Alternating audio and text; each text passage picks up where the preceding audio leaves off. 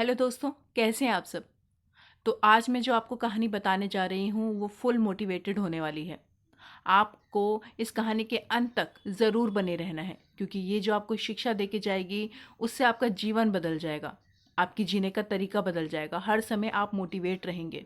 अगर आपने जीवन में कोई भी गलती की है और आप उस गलती से सीख कर आगे मूव ऑन होना चाहते हैं तो इस कहानी को ज़रूर सुनिएगा, क्योंकि गलती हर इंसान करता है, लेकिन गलती से सीख कर आगे बढ़ने वाला ही एक सफल और एक समझदार इंसान होता है। तो इस कहानी को सुनने के लिए ज़रूर बने रहिएगा। तो आइए चलते हैं अपनी कहानी की तरफ। एक कपल था जो आपस में बहुत ज़्यादा प्यार करता था। पत्नी अपने पति को दिलो जान से प्यार करती थी और पति भी अपनी पत्नी को दिलो जान से प्यार करता था। वो आपस में बहुत खुशहाल ज़िंदगी जी रहे थे और कभी भी एक दूसरे को अकेला नहीं छोड़ते थे। जहाँ भी जाते थे साथ में जाते थे। पर एक दिन उस आदमी की पत्नी अचानक से बीमार पड़ गई। मरने से पहले उसने अपने पति से कहा, मैं तुम्हें बहुत प्यार करती हूँ, तुम्हें छोड़कर नहीं जाना चाहती। मैं नहीं चाहती कि मेरे जाने के बाद तुम मुझे भुला दो और किसी दूसरी औरत से शादी करो या फिर किसी दूसरी औरत से प्यार करो। वादा करो कि मेरे मरने के बाद तुम किसी से भी ना तो प्यार करोगे ना ही शादी करोगे, वरना मेरी आत्मा को चैन नहीं मिलेगा और मैं चैन से नहीं मुक्त हो पाऊंगी। मेरी आत्मा तुम्हें चैन से जीने भी नहीं देगी। इतना कहकर वो चल बसी। उसकी पत्नी के गुजर जाने के बाद जैसे वो गम के सागर में डूब गया था। उसे अपनी पत्नी की हर वक्त याद आया करती थी। वो सारे पल याद आया करते थे जिनमें वो एक दूसरे के साथ हंसते बोलते खिलखिलाते और अपनी ज़िंदगी को एक बहुत ही बेहतरीन तरीके से जी रहे थे। उसके जाने के बाद उस आदमी ने किसी दूसरी औरत की तरफ देखा तक नहीं, जैसा कि उसने उससे वादा किया था। ना ही वो किसी से मुलाकात करता, ना ही वो किसी लड़की की तरफ मुड़कर भी देखता। ऐसे करते करते कई रातें निकल गईं। काफ़ी वक्त गुजर गया। समय जैसे पानी की तरह बहता रहा और निकलता रहा। पर कुछ समय बाद एक दिन उसकी मुलाकात एक ऐसी लड़की से हुई जिसको वो चाहने लगा। बात बढ़ते बढ़ते शादी तक आ गई और उनकी शादी भी हो गई। शादी के ठीक बाद आदमी को लगा कि कोई उसे पुकार रहा है, यानी कि उससे कुछ कह रहा है। मुड़कर देखा तो वह उसकी पहली पत्नी थी, यानी कि उसकी पहली पत्नी की आत्मा थी। जैसे ही उसने अपनी पहली पत्नी की आत्मा देखी तो वो थोड़ा घबरा गया। वो खुश भी था उसे देख के, लेकिन घबराया हुआ ज़्यादा था। इतने में ही उसकी पत्नी की आत्मा बोली, तुमने अपना वादा तोड़ा है, मेरा दिल तोड़ा है तुमने। अब मैं हर रोज़ तुम्हें परेशान करने आऊँगी। इतना कहकर वो वहाँ से गायब हो गई। उसके बाद वो आदमी घबरा गया। उसे रात भर नींद नहीं आई। वो वही सोचता रहा कि उसने बहुत बड़ी गलती कर दी है और शायद अब उसके साथ कुछ भी अच्छा नहीं होगा। इसके बाद अगले दिन उसी रात को उसे फिर से वही आवाज़ सुनाई दी, मैं तुम्हें चैन से नहीं जीने दूंगी। तुमने मेरे साथ अच्छा नहीं किया। मैं जानती हूँ कि तुमने अपनी पत्नी से आज क्या क्या बातें की हैं। उसके बाद उस आदमी को उस आत्मा ने हर एक वो बात बता दी जिस आदमी ने अपनी पत्नी से की थी। और ये सुनकर वो आदमी हैरान था और बहुत ही ज़्यादा परेशान था कि आखिर इसे एक एक बात कैसे पता है। फिर उस आदमी को लगा कि ये मेरी ही गलती है।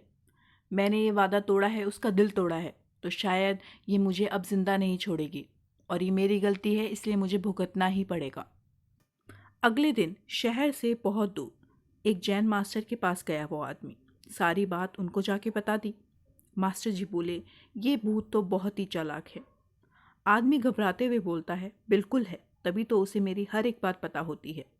मास्टर बोले, कोई बात नहीं, मेरे पास इसका भी इलाज है। इस बार जब तुम्हें तुम्हारी पत्नी की आत्मा दिखाई दे तो ठीक वैसा ही करना जैसा मैं तुमसे कहूँ। अगले दिन उस रात जब आत्मा वापस आई तो आदमी बोला, तुम इतनी चालाक हो कि मैं तुमसे कुछ भी नहीं छिपा सकता और जैसा भी तुम चाहती हो मैं वैसा ही करूँगा। मैं अपनी दूसरी पत्नी को भी छोड़ने को तैयार हूँ, पर उसके लिए तुम्हें मेरे एक प्रश्न का उत्तर देना होगा। अगर तुम उत्तर ना दे पाई तो हमेशा के लिए मेरा पीछा छोड़ना होगा। आत्मा बोलती है, मंजूर है, वादा है, अगर मैं प्रश्न का उत्तर नहीं दे पाई तो मैं यहाँ से हमेशा के लिए चली जाऊंगी। उसके बाद आदमी फौरन ही जमीन पर पड़े सारे छोटे छोटे कंकड़ अपने मुट्ठी में भर लेता है और बोलता है, बताओ मेरी मुट्ठी में कितने कंकड़ हैं। और ठीक उसी समय वह आत्मा उसका जवाब ना देकर वहाँ से गायब हो जाती है। कुछ हफ्तों के बाद वह एक बार फिर से जैन मास्टर के पास उनका शुक्रिया अदा करने पहुँचता है। आदमी बोलता है, मास्टर जी आपका बहुत बहुत शुक्रिया उस आत्मा से मेरा पीछा छुड़ाने के लिए। मैं जीवन भर आपका आभारी रहूंगा। पर मैं समझ नहीं पाया कि आखिर उस प्रश्न में ऐसा क्या था कि एक झटके में वहां से भूत गायब हो गया। मास्टर जी बोले, बेटा दरअसल कोई भूत था ही नहीं। आदमी आश्चर्यचकित हो जाता है और बोलता है, मतलब ऐसा कैसे हो सकता है? मैंने अपनी आंखों से देखा है और बातें सुनी हैं, ऐसा नहीं हो सकता। उसके बाद मास्टर जी ने समझाया, हाँ दरअसल दूसरी शादी करने की वजह से तुम्हें एक अपराध बोध महसूस हो रहा था और उसी वजह से तुम्हारा दिमाग एक भ्रम की स्थिति पैदा कर तुम्हें एक भूत का अनुभव करा रहा था। आदमी ने पूछा, अगर ऐसा था तो वह मेरी हर एक बात कैसे जान जाता था? मुस्कुराते हुए बोले मास्टर जी, क्योंकि वह तुम्हारा बनाया हुआ भूत था, इसलिए जो कुछ तुम जानते थे वो भी वही जानता था। और यही कारण था कि मैंने तुम्हें वो कंकड़ वाला प्रश्न पूछने को कहा, क्योंकि मैं जानता था इसका उत्तर तुम्हें भी नहीं पता होगा, इसलिए भूत भी इसका उत्तर नहीं दे पाया और तुम्हें तुम्हारे ही दिमाग की उपज से छुटकारा मिल जाएगा। और देखो, तुम्हें छुटकारा भी मिल गया। आदमी अब पूरी बात समझ चुका था। उसने एक बार फिर से मास्टर जी को धन्यवाद कहा। तो देखा दोस्तों, कई बार हमारे मन में किसी पुरानी बात को लेकर गलत भावनाएं रह जाती हैं, पर अधिकतर मामलों में हम किसी पुरानी घटना को याद कर अफसोस करते रहते हैं और कभी कभार खुद पर ही क्रोधित हो जाते हैं, खुद को ही गलत समझने लगते हैं। और ऐसा हम बार बार करते हैं। अपने भूत की वजह से अपने भविष्य और वर्तमान को बिगाड़ने में कोई समझदारी नहीं होती। इसलिए अगर आप किसी पुरानी घटना की वजह से अपराध बोध महसूस करते हैं तो ऐसा ना करें। गलतियां करना मनुष्य का स्वभाव है और सभी करते हैं, पर अपनी गलतियों से सीख के आगे बढ़ना ही जिंदगी का एक लक्ष्य होना चाहिए। जीवन में आपने कई गलतियां की होंगी, पर कोई बात नहीं, उस घटना को पीछे छोड़ दीजिए और अपने जीवन को सार्थक बनाने की दिशा में काम कीजिए।